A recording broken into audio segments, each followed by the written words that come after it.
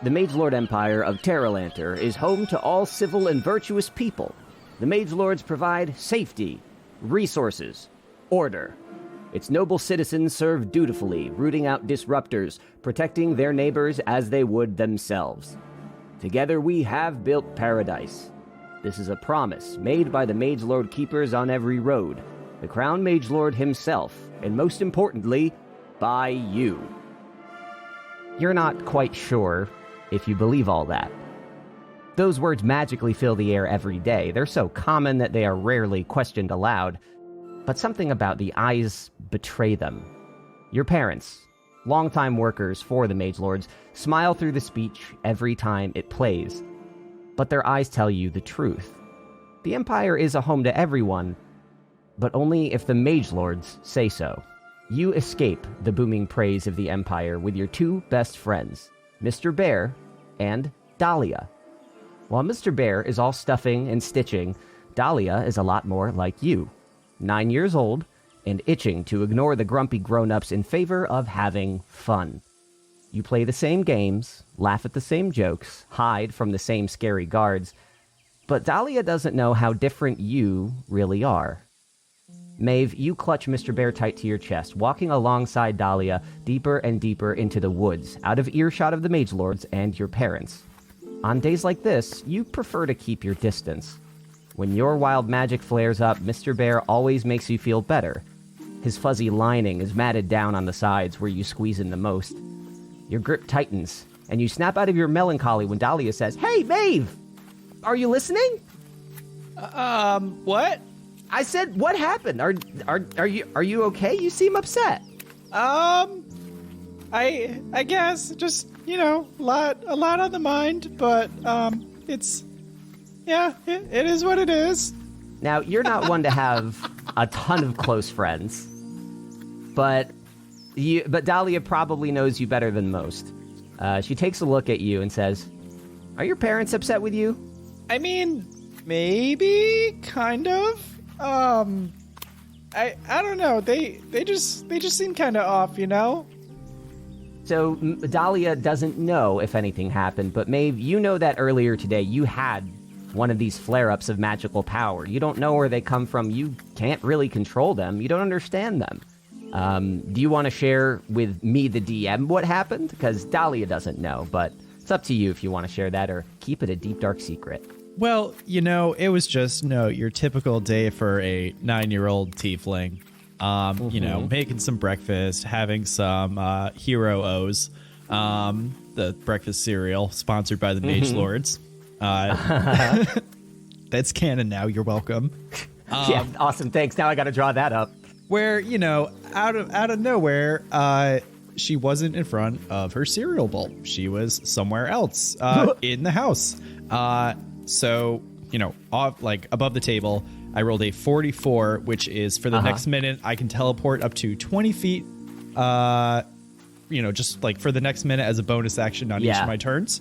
So, she's kind of started just kind of teleporting around the house, very sporadically, not really in control, and very confused as to what was going on, and ended up teleporting right in front of her adoptive parents, who seemed very concerned.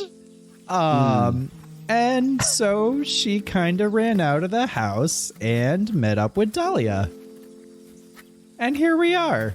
As Dahlia takes you into the woods and you sort of shrug off whether your parents are upset with you, Dahlia is actually going to roll insight against your deception. Are you sure you want to do that? Yes, I'm very sure I want to do that. Okay. So yeah, just roll a deception, add your modifier, and we will compare rolls. 13 plus 5. 18. God damn it. Yeah, okay. Maybe I'm not sure I want to do that. All right. So Dahlia, you shrug it off, and she can't quite penetrate what's going on. And I want you to know that if you are ever trying to, get information out of Dahlia, if I may ask you to roll against her conversation as well. But the leaves crunch under your feet as you step deeper into the woods. And when you shrug it off, she says, "Well then, why do you look so sad?" I mean, it's nothing. really. What do you want to do today? Well, I found something really weird, and I want to show you. I think it'll make you feel better. Really? Okay. Let's go. And she starts leading you into the woods. Okay, and look, it's not. And she looks around, like trying to make sure everything is like hush hush. It's not magic. I don't think. I don't know what it is, but she seems excited. At the word magic, Maeve kind of twitches a bit, like, That's good. We hate magic. When you have that reaction, your adoptive mother's words echo in your head as she scolded you earlier today, saying, "Magic is dangerous. It's not for play." And yeah, it hurt to hear those words because you can tell that, like, they're looking out for you and themselves, but there's a lack of understanding of what you're going through. And Dahlia, she's not a tiefling, so she doesn't deal with nearly this, even on a social level, the same kind of problems as you, but the magic alone, she doesn't have the insight to know that, like, magic, bringing it up even, is kind of a problem.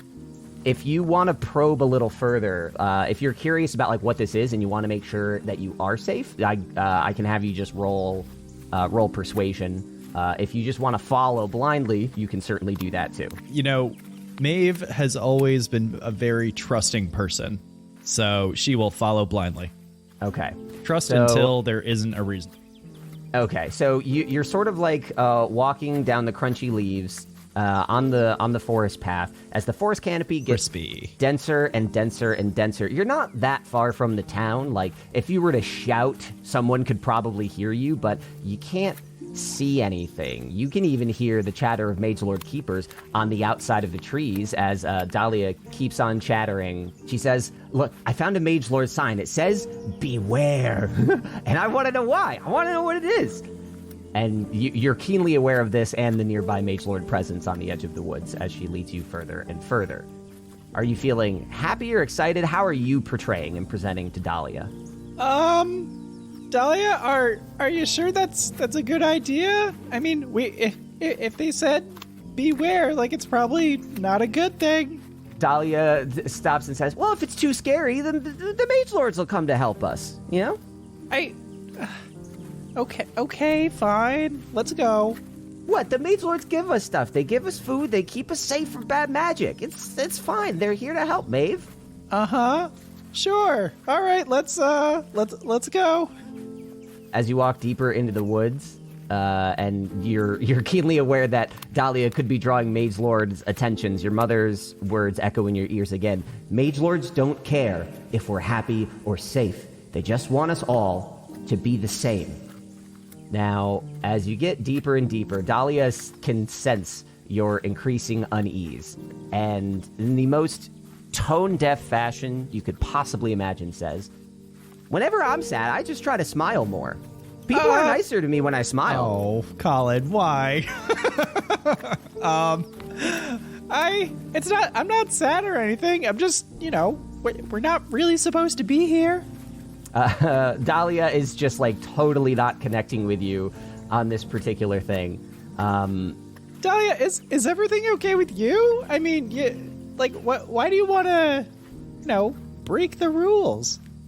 Ooh, that's a good question. I didn't think about that. Dahlia basically just laughs and says, "We're not breaking the rules. We can do whatever we want. We just got to make sure we do what the Mage Lords say." Like, the indoctrination runs so deep in this kid's head. Okay. Onward. Yeah, onward, sensing that she's having no real impact on how you're feeling. Dahlia says, "We should play something fun. Not just like pirates or magic or superheroes. Let's play a game. Let's run. Let's move. Do you want to play hide and seek? We're almost there. I'll hide and you try to find me on the way there." Okay, sure. Don't go too far. She giggles and it says, "Okay, close your eyes. Close your eyes for 10 seconds." Okay. Maeve closes her eyes and clutches Mr. Bear. 1, 2. You hear the crinkle of footsteps going off the beaten path and stepping away from just leaves onto grass and twigs before sort of fading out of sound. Okay, 10. You open your eyes, And without Dahlia next to you, it's like a Hitchcock zoom. Like the impending darkness of going deeper into the forest just is so apparent. I'd like you to just make a wisdom saving throw real quick. Okay. That is a 8 + 1, 9. Okay. You feel unsettled as you look deeper into the forest, and instead of sort of sprinting after her, you walk gingerly further down the path.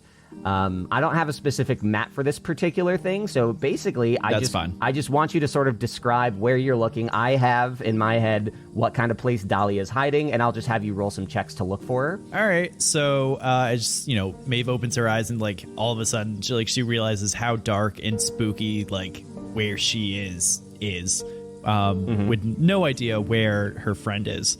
So she starts to, step through the leaves, maybe starts to, just kind of meander off the path a little bit, just calling out, all right, Dahlia, let's find you. And she's going to start looking behind, a couple trees, not going like too far off the path. Maybe just a few steps at first. But yeah, just looking immediately behind trees and stuff. Since you're not digging too deeply, I'm just going to give you a perception check. Nice and simple. Okay. That's a nat 1. That's a nat 1. Okay. +1. So as you, the sense of loneliness grows upon you as you, you're not even leaving the path, but noticing that she's now further away than you originally thought is starting to freak you out. You were hoping that this would be a nice, relaxing stroll through the woods, but it is just getting a little more tense for you. There's no sense of danger beyond that which you bring for yourself, but honestly, that's enough. You can keep on looking as you hear the burbling of water as you step deeper into the woods. Not really a stream so much, not like a babbling brook, but something a little more still. So instead of just trees, you now see like logs, some bushes, some empty campsites from other people hiking in the woods. Where would you like to look next? I think she would maybe start to look for footprints, I guess, to see if there's to get a clue of where her friend might have gone off to. That'd be a survival check. I was going to say, investigation or survival, your choice. Yeah, let's do survival. Ooh, okay, that is a 17 + 1. Okay, as you finally step off of the path for the first time, getting a little closer to the water, you do find a few broken twigs. You're no master tracker, but you fend for yourself better than most, and you kind of understand, okay, I think I know where she's going, as you get a little bit closer. You're now sort of near the edge of the water, which is sort of dark and muddy, as it flows into like a bit of a basin, and there's still plenty of place to walk around it. You're not like in the water or anything, but things are piled up a bit more. So the biggest things you see again another large log by the water. You see like a collapsed makeshift tent, and you see a couple low trees. Where would you like to look next? Okay, Dahlia, let's come out. This is getting kind of creepy. She's gonna look in the tent. You look in the tent, and there is nothing there. I would like you to make a perception check with advantage. With advantage? Oh, man, you spoil me. Yeah. Oh, 3 or 16, thank goodness. So 17 16. total. That's a 17 total, okay. You hear a little bit of giggling nearby, and you look back near the lake, or not the lake, but like, the still Basin water is what you called it. Yeah. Yeah. That's good for now. So if you turn around, you hear some of the giggling coming from behind that large log. Okay, I think I gotcha. And I'm going to slowly start to walk up towards the log. Go ahead and roll stealth for me if you're trying to conceal your approach. I guess you're not. You just yelled. Maybe stealth is stupid. Yeah, I don't think I would hide it, but I'm still going to go slowly. I'm being sneaky now. My bad. You approach the log, and as you get closer to it, and you're not that tall. How tall would Maeve be? How tall are 9-year-olds? You're like 3.5 feet tall, something like that? She's under 4 foot, yeah. This log is massive, and you sort of have to get on your tippy toes. You got Mr. Bear in one hand as you pull yourself up to peek over it, and you see Dahlia's like golden hair over the other side, and as soon as your eyes peek over, she looks up and goes, ah! and starts laughing hysterically and sprints like along the water line, just running away from you. You have to catch me to win! And she keeps just laughing and running down by the water. Dahlia, that's not the game! And I'm going to start to chase after her. Okay, you go ahead and chase after her. I'd just like you to roll athletics. Because I'm mean. Okay, 8 minus 1. Okay. You are trying really hard to catch up and tag Dahlia, and you swing your hand forward to reach her, and that is enough to throw off your gait to the point where she bolts straight ahead. As you see her go away, and you are decidedly not having very much fun, Dahlia, her laughing turns into a sharp yelp as she suddenly is thrust upward into the air and caught in a giant net trap floating 20 feet above the ground. And as soon as she's up there, she stops making sound. Dahlia, are you okay? There's no response. Now it seems darker here. The sun is high, but the trees have grown closer and thicker. Your nostrils are forced open by the sickly smell of bog water. You look at the forest canopy, and to see the suspended net, she is motionless. You don't detect any injury, but she is motionless. Oh, geez, we shouldn't have been here. How tall? So this is like almost like a hunter's trap. That kind of. It seems like it from the ground. She's been sucked 20 feet up into the air inside this net. Any more details? Need you to direct me. I will paint a picture upon your request. I'd like to, I guess some kind of investigation check into the, the nature of the trap. Sure. It's pretty dark up where the net is, so the net itself seems not like brown rope, but like almost more like grayish, like a darker color. And that's kind of all you can make out. That top of it is shrouded by the trees and leaves, so from where you are on the ground, that's about all you can see off the rip. I'm not even going to have you roll investigation for that, because that's just right there. Okay, so in an effort to try to make things a little bit easier to see and get an idea of like what's going on, she's going to like furtively look around and take a deep breath, and then she's going to cast the cantrip Dancing Lights, and then create like the 4 torch-sized lights and have them like float up a bit to, just to try to illuminate what's going on. You take your deep breath. You focus. Casting spells is not something you're very practiced at. You've only been able to control it a handful of times, and you're really hoping this is one of those times. And as you begin to summon this unknown energy forth, it feels good, it feels controlled, and as soon as you open your eyes and prepare to release the energy into the world, nothing happens. Somebody has cast Counterspell. And out of the water, you see in your periphery a form emerging from the shadows. Its shape is imposing and lumbering. Young though you are, even you can recognize the danger approaching. An ogre's voice bellows from the darkness. What are you doing in my swamp?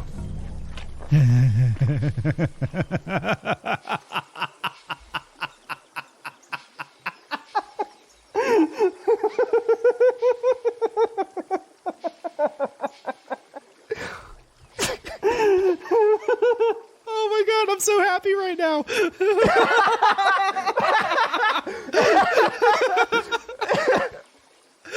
Woo! Okay. I'm awake now, ladies and gentlemen, at 10:27 a.m. on April 10th. Right. Let's fucking go. Oh boy.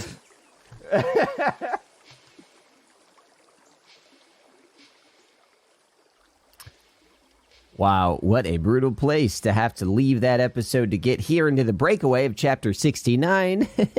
Nice. Of Dicey Waters. It's got Matt. It's got ogres and swamps. What more could you really ask for? We'll get back to that swamp in just a moment. I've got a very quick breakaway here from Child of the Old Gods, a title selected by our patrons. And I would like to take this opportunity just to shout out 3 quick things. 1, our Patreon. We've been cranking out a lot more stuff than usual lately. Obviously, we are bolstered by our monthly bonus podcast, Entrenched, available at the $5 level.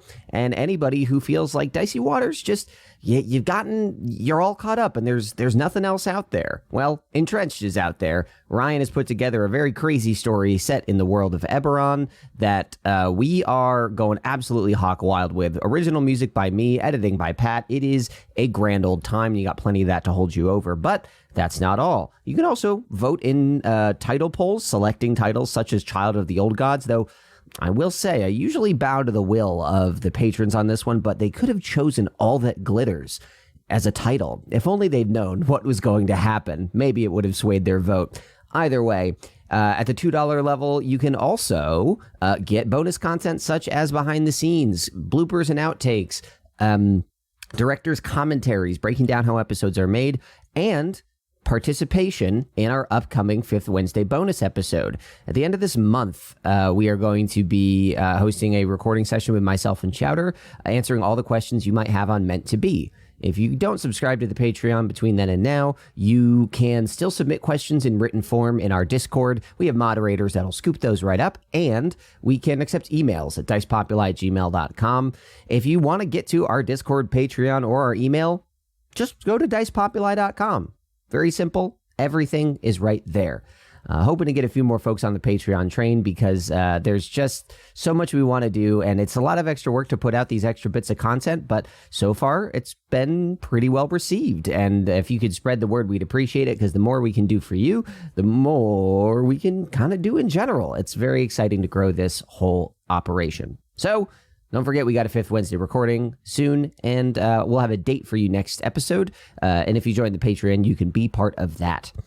The other thing I want to shout out, remember that Ryan guy I talked about? That guy who does our Entrenched bonus campaign? Well, turns out he got married this weekend. So very big congratulations to Ryan and his wife, whose name I don't know if he said aloud on the show, so I'm not going to speak for him or her in this case. I will, however, speak for the listeners in sharing one massive congratulations, all love and prayers and happiness and joy, and however you want to express such a congratulatory gratitude, we pass that along to you. We're very happy that you had such a wonderful weekend as I looked at your happy pictures on Instagram from afar while doing something probably much less interesting and much more depressing. It's fine. Last thing I want to shout out is our community dungeon, and that is going to be wrapping up submissions within the next 2 weeks or so. I think 2 weeks from this episode airing. If you have an idea for a room that you want to create, it could be a room, it could be a full encounter, it could be a fight, it could just be a bunch of cats, and maybe there's nothing to it. It's just like a mystery box type thing. Whatever you've got tucked away in that noggin. If you've never written your own D&D stuff before, or if you've written a ton and you have 1 or 2 bones you'd like to throw our way, dicepopuli.com/community. There should be a button for submissions right there. At the end of the season, we'll be assembling all the listener submissions into a single PDF that everybody can download and run for free. And who knows, maybe, just maybe, we'll do something with that on the show. That's about it. So check out the Patreon. Congratulations to Ryan and company. And please take a look at that community dungeon before we wrap up submissions. However, I know that nothing I'm saying right now is nearly as interesting as what else you might be able to hear. So let's dive back into the episode and find out what exactly Maeve is doing in that swamp. What are you doing in my swamp? Can you describe this ogre for me? Sure. So, all jokes aside, this is pretty typical D&D fare. Green skin, lumbering, not very attractive looking, conventionally speaking, in that they seem to be disheveled, dirty, and not in like human or tiefling physical health. But beyond that, it's still pretty dark as they step out of the water, and the ogre looks at you directly, waiting patiently for a response. Yeah, so Maeve is freaking the fuck out. She kind of takes a couple steps backwards, kind of stumbles backwards and holds Mr. Bear in front of her. Ah, don't eat me. So the ogre sort of looks at you. When you say, don't eat me, could you please roll persuasion? Let's see what we got here. Oh boy, I rolled high. Yeah, that's a oofta. 8 plus 6, so 15. No, 14, right? Yeah, it's a 14. Okay. So you say that, and he says, No trespassers. I don't care how big or small. Most folks wander in here terrified, but you're different. No, I'm honestly pretty terrified. If we're being honest, Wait, could you help me get my friend down? Or are you gonna eat her too? The traps? Oh, I didn't set them. The mage lords did. Oh, she seems to be knocked right out. Narcoleptic, maybe. I don't think so. Could you help me get... When you say that, the ogre kind of shrugs and is like clearly just observing you shrugging. I mean, if you want to also like let me know if you want to look around or invest anything in the physical space. I know you're dealing with the fear of the ogre, but Yep, that's what my focus is right now. Okay, I'll leave you alone. But can you... You're taller. Could you help get my friend down, and then we'll leave you alone? the ogre looks at you again and says, Afraid I don't know how. Okay, just the rope, maybe? I don't know. I will note that you observed the net up in the trees. You did not observe any specific mechanisms regarding the net. Now that I've cast... somebody counterspelled me. That's right. Okay, never mind. Can I try to cast Dancing Lights again? If you raise your hands to begin to like perform the somatic components of any spell, even a cantrip, the ogre is going to speak up. So as you do that, if you want to do that, you can, but the ogre will react. Okay, yeah, no, I'm just going to be like, Okay. And once again, you're hit with the counter spell as the ogre seems to react and it starts chuckling. What? Why? Oh, I can smell the magic on you, little one. Okay, I'm just trying to make it a little brighter here. Could you stop doing that? Oh, you need a little light, huh? Give me just a second. And the ogre pulls out a big schlop of earwax and molds it onto the ground and lights it on fire like a candle. And that candle does like almost nothing to light up the area, and it looks like pretty proud of itself. There, does that help? Could you get it up a little higher, maybe, so we could see my friend? And risk setting the forest on fire? I don't think so. And as you stepped back earlier in this interaction, you now notice that the sign that Dahlia was referring to that says beware is right next to you. You guys blew past it without realizing it. It says beware of, and everything underneath is scratched out, but you can infer what it says. nice. Okay. All right. Well, if you could stop, like, doing whatever you're doing, I can actually, like, light things up a little bit so it's brighter and not burn the forest down. All right, I'll stop trying to prevent your spells from taking effect. But the mage lords aren't far from here. If I can smell the magic, you better be damn sure they can too. If you're going to do that, you gotta bring heat on the both of us. Now, I'm not here hurting anyone. Let's just be safe and smart. And the ogre's guard doesn't even seem to be let down. You just now can sort of see that the ogre is not trying to be menacing. It's just trying to talk to you and is just incredibly unsure of how to handle the situation. You said it's like 20 feet up, right? 20 feet up. How tall is this ogre? This ogre is like 6.5, 7 feet tall. Shit, okay. Okay, well, I guess we have to do something to save her, right? I'm not saying don't cast the spells, but like, the mage lords, they like to steer clear of here. They put up the sign, we have an arrangement. They know about me, but if they detect you acting up, I'm not sure I can stop them from showing up. I have to save my friend, though. I have to do something. And with that, she's going to try casting Dancing Lights again.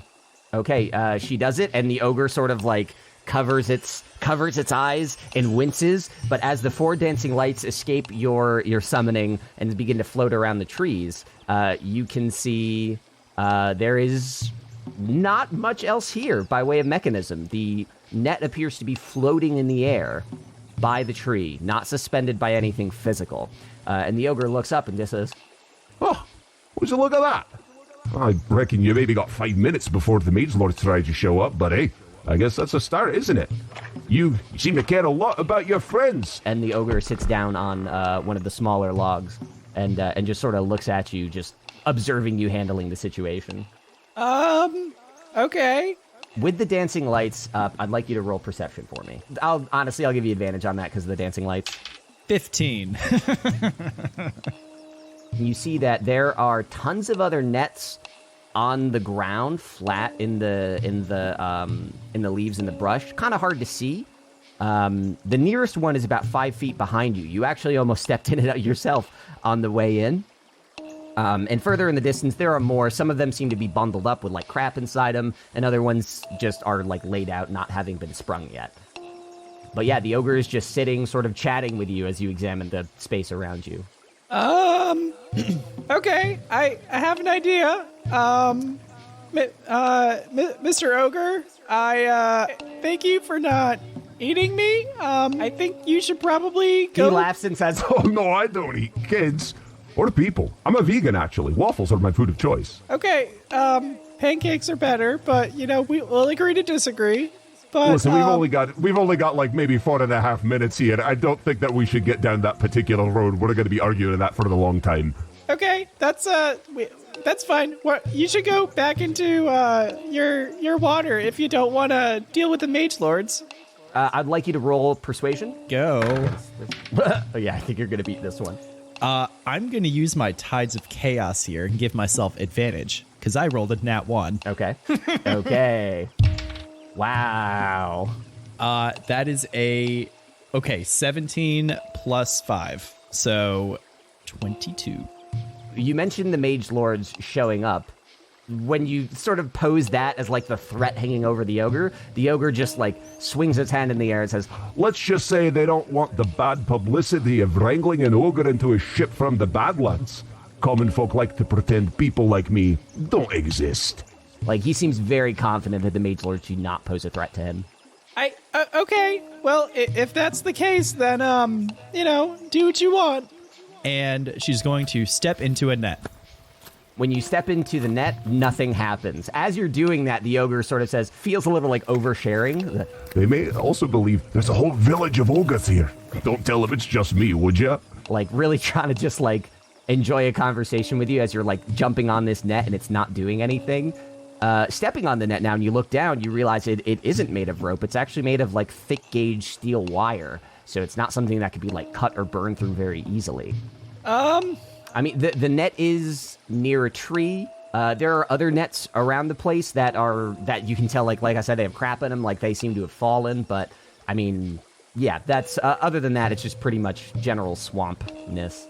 So I guess this definitely weighs, especially with my friend in the cage, it definitely weighs more than 5 pounds, right? Yeah, for sure. Okay. Shit.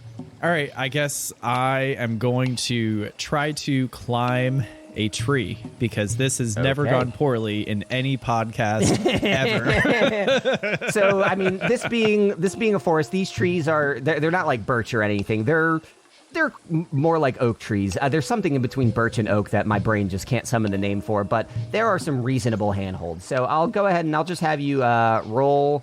Hein. You can tell because of the way that it is. You can. No, that's an aspen. That is an aspen. Would it make more sense to roll athletics or acrobatics here? Definitely athletics. It's going to be athletics. Yeah, athletics. So I'll have you roll athletics. Go ahead and make that roll for me. Woo! That's a nat 20 minus 1. That is a nat 20. Okay. You start scaling this thing slowly, carefully, but successfully. And as you get closer to the net, the ogre gets a little more agitated and says, I don't have friends. They'll get taken away. And is just like itching for a response, whether or not you give it. Okay, I'm kind of busy here. Sorry. And I'm just still climbing. I'm trying to get to a point on the tree where I can get above the cage. Yeah, no, that totally makes sense. The ogre is going to roll insight on you. Not because you're deceiving, but just to try to like read the situation. I'd just like you to roll just charisma. Okay, 19. So the ogre is looking at you climbing the tree and is sort of like grasping at straws to keep you engaged in the conversation. It says, Keeping your powers a secret must be like a full-time job. I don't envy it. Though you're very determined to get up the tree, Dahlia didn't understand your position. Your parents don't understand your position. The ogre strangely kinda does. He's definitely not going about it in a right way, but this is the first real insight you've felt from another person in such a long time. I'm not going to say that influences your decision, but that comes across. Well, it's definitely influencing Matt's decision. Like, because let's be honest, like, how fitting is it that the one person or thing that I have a connection with is an ogre in a swamp? Like, come on. I mean, it's pretty low-hanging fruit. I deserve a Peabody for this. This is insightful as shit. Anyways, Maeve is I guess she'll just kind of call out as she's still climbing. Yeah, it's kind of hard having to hide it from parents and family. It's just fun, and they don't seem to get it because everyone's so scared. The ogre kind of like exhales a sigh of. It sounds like relief, but it's more than that. Again, there is connection. Yeah, if I keep my magic quiet, the mage lords leave me be. If I catch anybody breaking their laws, they say that I should turn them over, but, well, again, don't really have many friends now, do I? Are you gonna turn me over? No, we live in a land meant to drive people like us away. When we can find people like us, we can't let them go. Well, that's really deep and more than I ever thought that I would get from an ogre. So And thank you. As you're saying this, you have summited the branch right above the net, and you see that the net is in fact not attached to anything. It is suspended in the air. Dahlia does not look injured as you get a closer look. She looks like she is asleep. Maybe she is narcoleptic. Maybe she passed out from fear. Who knows? But she's knocked the heck out, seemingly as safe as someone can be when suspended 20 feet in the air. Okay. What I'd like to do, can I position myself? Like, can I sit on, like, this branch here? Yeah, absolutely. Okay. And I'm at, no risk of falling unless, something crazy happens. Yeah, no, it's a safe branch. You test it, you bounce on it a little bit, and then you step out gently before sitting on it, dangling your feet over the edge. Okay. I'm gonna try something else here. Don't try to stop me or anything. The ogre just like hands in the air. It's like, no, I'm not gonna do anything. I'm gonna cast Mage Hand and try to poke Dahlia, like, Dahlia. Mm-hmm. And as like this, the floating kind of ghostly hand appears, I'm just gonna try to gently, if I can, reach through the cage. I'm gonna try to see if I can like poke her and like try to wake her up. When you poke Dahlia, she begins to stir. Her eyes open wide and it's like, Maeve, did you get me? Did I win? I think I won. She's like really out of it. As she's kind of coming to, I'm going to move the Mage Hand and put it in like a pile of leaves below to try to hide it. Okay. Because it lasts for a minute regardless. You poke at her and then you hide the hand. She doesn't notice the hand, but she does notice she's 20 feet in the air. And as soon as she does, she screams, "Ah!" And it echoes through the woods. The ogre looks freaked out. She looks freaked out, and she immediately passes out again, leaving the ringing echo bouncing off the trees. If the Meat Lords weren't already on their way, they definitely are now. Look, don't worry about her. She's like all the rest. The Meat Lords can pick her up and decide how to handle someone who associates with spellcasters. They can take care of that. We need to get you to safety. And when he says that, you hear another memory of your mother's in your head saying, if you're ever scared, come straight home to us. Nobody else. They don't know I casted any spells. I'm just up here. Like, what? Trust it. Is it worth the risk? I mean, you don't know how much she knows. You don't want to be sent to the Badlands. The Maze Lords think they're humans sending people there, but it's just their version of murdering people they don't like. Come on, we need to get you to safety. I want to stay with my friend. Like, we didn't do anything wrong. It's just, it was an accident. They'll understand.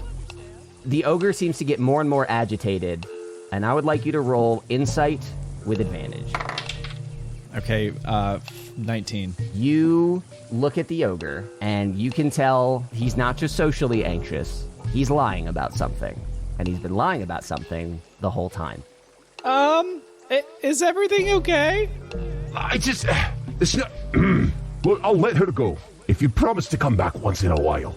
Wait, you're the one who trapped her? And he just, he sighs, he dusts his hands off each other, and another net goes flying up into the air next to it as you observe the ogre casting Levitate on it. And he shrugs and he's just like, when we can find people like us, we kind of let him go. I don't want to hurt you. I don't have any friends either. You can't just trap people and force them to be friends. That's like wrong on so many levels. Everything about the world in which we live is wrong on so many levels. I assume you've got some sort of family. I did too. The Mage Lords don't care. They just want to create a world where we have to be on our own, in our swamps, just desperate for anyone to talk to. Like I said, I'll let her go. It's no problem. She's not hurt. I don't hurt people. I give them to the Mage Lords, and it's usually just people like her stepping in a thing, whatever. They send her back home to her parents. Okay, that sounds like perfect. And he looks really disappointed, like afraid that he's like scared you off. He slowly drops concentration, and Dahlia is gently lowered to the ground. And you, if you want, you can like jump on the net and ride it down. Yeah, that would be ideal. Okay. So you go ahead and do that. You ride the net down, and you reach the ground safely. And as you do, you look at Dahlia. She is, in fact, okay. And the ogre is standing there disappointed, like, I did not mean to give you such a fright. I didn't like to lie. But, I'm sure you understand more than most. And as he says that, you do hear the rattling of Mage Lord magic detectors and the shouts of Mage Lords as they get closer and closer to you in the woods. And as your eyes dart back and forth between the ogre and the impending Mage Lords, and the ogre says, She'll be fine. They'll take her home. She'll be safe. Well, that's all I want to go. I just want to go home, too. And then he bends over and looks at you and says, Then this is the part where you run away. What? No, like, that's... Run away, run home. Okay, Go okay. Safety, go home to your family. Why are you standing here? They're going to come get you. Okay, all right. Goodbye, Mr. Ogre. He points his finger off to the side, kind of directing you away from the main path. And then as soon as you start moving in that direction, he just starts bellowing at him like, What are you lousy rapscallions doing in my swamp? And like drawing the Mage Lords to him, giving you cover to leave. Now, as the forest canopy thins above you, the pink and orange clouds appear blocked by something else. A billow of smoke from town. Your heart skips a beat when you realize it's not just from town, it's from your home. You mad dash out of the woods, and you see the flames consuming your home. The neighbors are in tears, horrified, and they hold you back from the roaring fire. You didn't say goodbye to your parents. You just ran down the stairs and left them alone inside the house. What happened? The sadness boils over into something else, and you feel the power inside you again. Mr. Bear can't do anything this time. Now, I have been tracking your rolls, and you've rolled better than normal, so you have avoided a condition that I created for this called distressed, meaning that you are still of sound mind enough to notice something else as you begin to as you begin to feel the power take over, as your emotions take over. On this, the hardest day of your life, you've stayed level-headed to this point. As the sadness and anger and magical fury take you, you spot two keepers leaving the rear of the house. And a thought crosses your mind. Did they start the fire? Are your parents dead because the Mage Lords were after you? All of this emotion forms into a single confluence, and I would like you to roll on the wild magic table here, surrounded by your neighbors and the Mage Lords. 7. Fuck. All right. What's that do? I cast Fireball, centered on myself.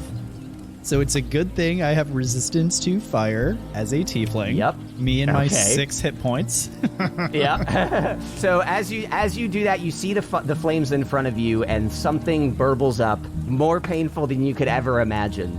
And as you scream, the fire erupts on the ground around you, singeing the people closest by as everyone ducks for cover. The crowd's reaction is one of shock and terror. The Mage Lords tending the fire turn their attention to you. Their commander yells, "It's her! She started the fire! She's dangerous!" And then someone else in the crowd yells, "She killed her parents!" The lead Mage Lord draws his sword and leads a charge right towards you. Do you run away? Do you stand still? How do you handle the situation? She is in absolute shock and terror and kind of like falls to her knees. Just like in the middle of like this heap of flames.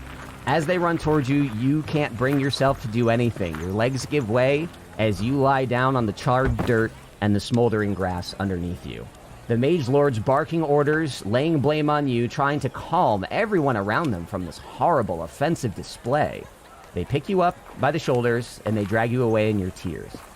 And a feeling of disorientation begins to take over. Your movements feel disconnected from you. Not laborious, but your body is delayed, lagging just behind your intentions. When your eyes finally look up to scan your captors, you realize everything is slowing down, grinding to an impossible halt. Yet your perception is spared. You hang in the most utter silence you have experienced. And it's terrifying. The silence is broken suddenly and completely by an unworldly shriek. The sound is like 1,000 breaking instruments, but at its heart is a voice. Your ears feel no pain, but your mind is in agony. From the heart of the cacophony, the ailed voice assembles into something you can understand, even if the sound brings you no relief. I cannot find you! The cry echoes. You've never heard this voice, and you somehow think that you never will. There is warmth and care and power. It washes over you, but still you feel incredibly cold. Where did you go? It waits for your response. Who is that? I would like you to just go ahead and roll charisma. 12. You are my protector. You returned me to my home, but it is breaking anew. What? I'm not even going to have you roll on that one. There's nothing that'll help there. I was torn from myself. You, of all people, know what that is like.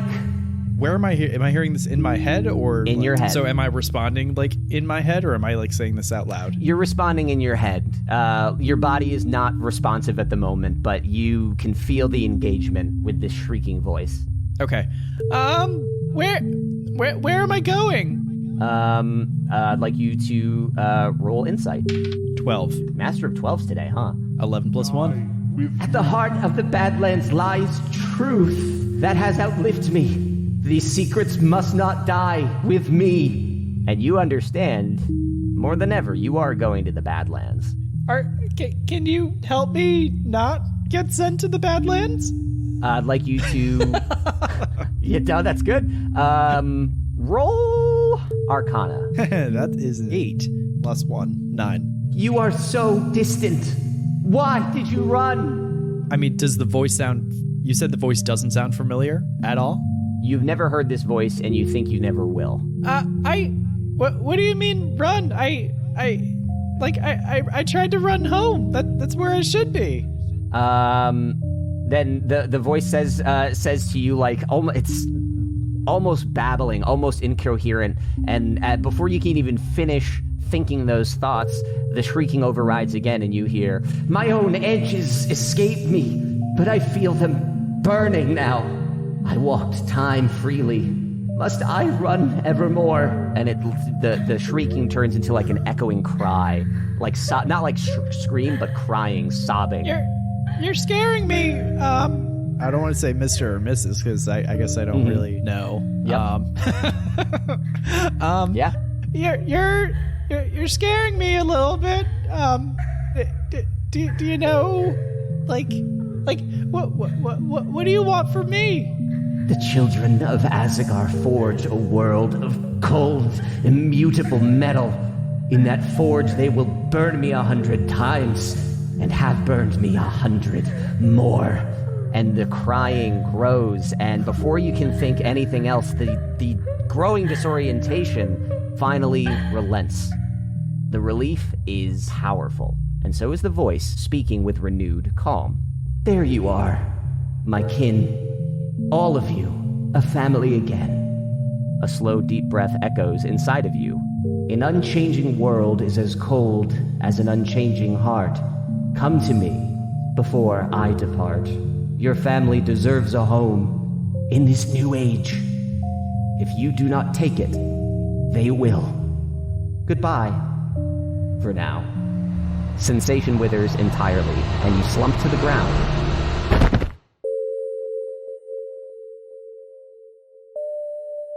The exchange fades not from memory, but from clarity. It rests in your mind like a powerful dream, compelling, inscrutable, but your curiosity is drowned out by the Mage Lord voices accusing you of the fire. Their words echo in your mind as you drift. She's dangerous. She killed her parents. As the sleep takes you, their insidious lies take root, and you begin to believe them. Devastated, your eyes slowly open in the rumbling belly of a massive ship. Your home is gone. Your family is lost. Your future begins. Welcome to the Badlands, Maeve.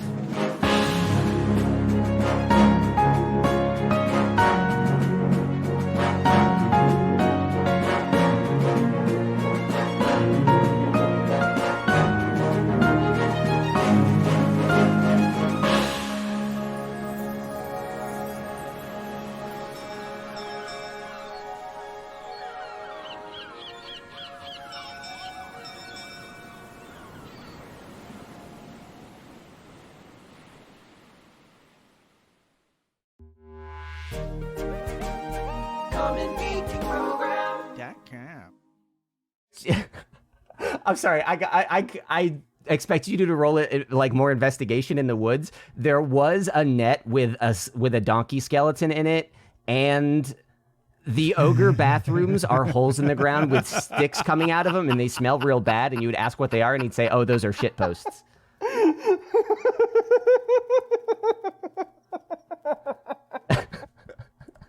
I tried to cater to my audience. All right.